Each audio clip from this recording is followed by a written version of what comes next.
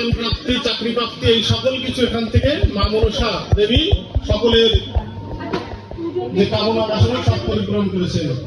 আপনারা বহু দূর দূরান্ত থেকে এসছেন, আপনাদের সকলের উপর সেই জগন্ময়ী মা মনসা দেবীর কৃপা সকলের উপর বর্ষিত হবে। আপনারা ভক্তি করে এই মা মনসা দেবীর চরণ প্রান্তে বসে থাকুন এবং হৃদয় দিয়ে, মন প্রাণ দিয়ে আপনাদের যে দুঃখ কষ্ট মায়ের চরণে সমর্পণ করুন। অঞ্জলি দিলে যেই রকম আমরা হাতে ফুল নিয়ে মন্ত্র উচ্চারণ করে মায়ের চরণে দিই, সেই রকম সংকল্প শক্তি দ্বারা আপনার যে কষ্ট আছে চোখের জল দিয়ে ভক্তি আকুতি মিনতির মধ্যে দিয়ে আপনারা মাকে জানান মা সাক্ষাৎ চিন্ময়ী।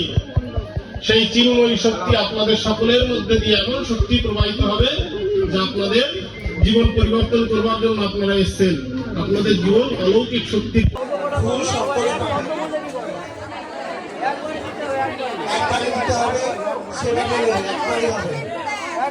বেশি ফুল নিলে মায়ের কৃপা পাওয়া যায়। একটা করে ফুল নিলে হবে, একবারই হবে।